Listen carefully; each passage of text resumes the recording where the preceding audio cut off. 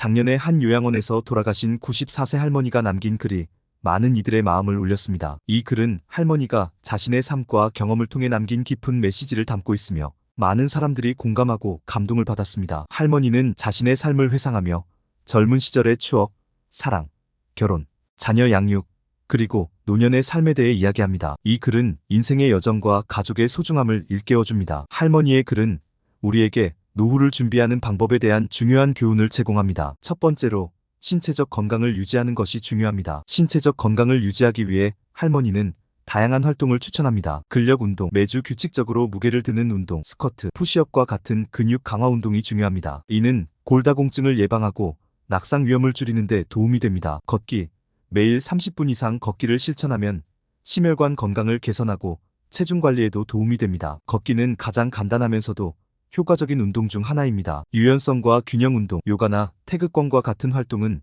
유연성을 높이고 균형 감각을 향상시킵니다. 나이가 들면서 균형 잃는 것을 방지하고 신체의 유연성을 유지하는 데 중요합니다.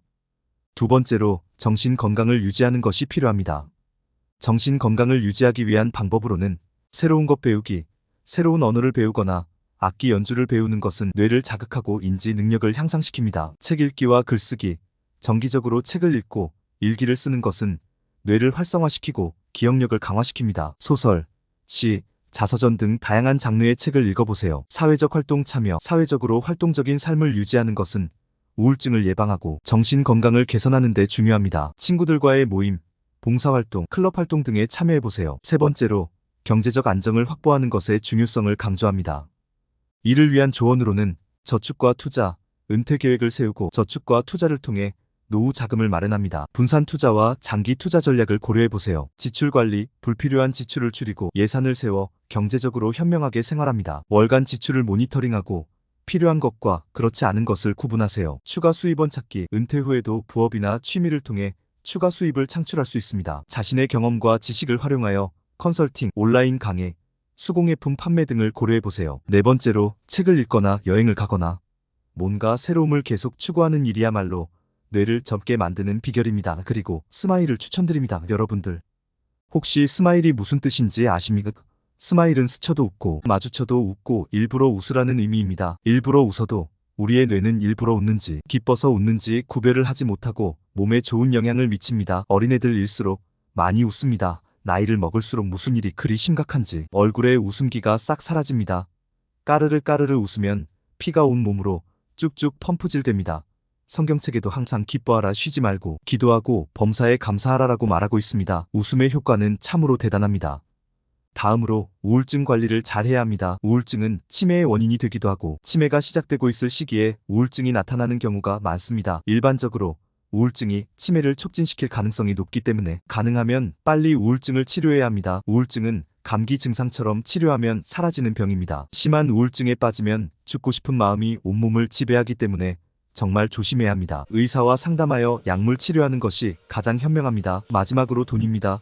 뭐니 해도 노후엔 머니가 있어야 든든하고 머니는 최고의 안전장치가 됩니다. 우리나라는 퇴직한 귀족 노인과 퇴직한 빈곤 노인으로 확연히 구분되는 경향이 강한데 60대 이후 월 수입이 100만 원이 되지 않고 건강실손보험에 가입되어 있지 않는 빈곤 노인이라면 곧바로 위험에 처할 수 있습니다. 큰 질병에 걸리면 대책이 없습니다. 고통의 나락에 직행하게 됩니다.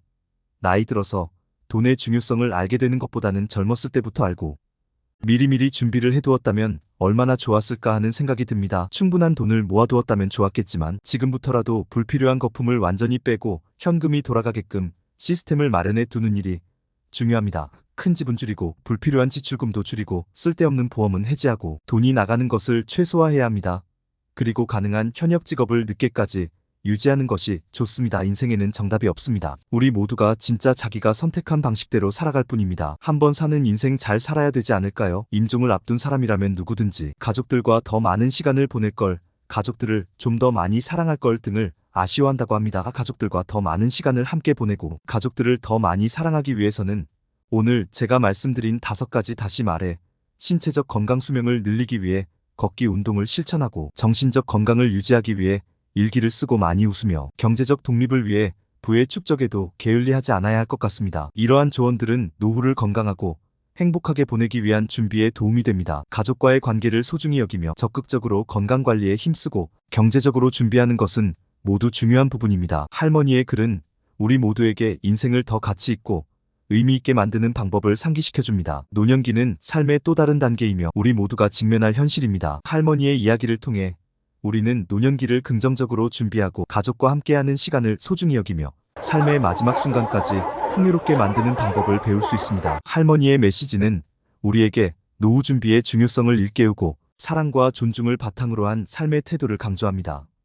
전국의 착한 요양원을 추천해드리는 저에게 전화 주신다면 문의자님의 상황 속에 들어가서 보다 행복하게 노후를 보내실 수 있는 곳을 성심성의껏 언제나 알려드리겠습니다. 감사합니다.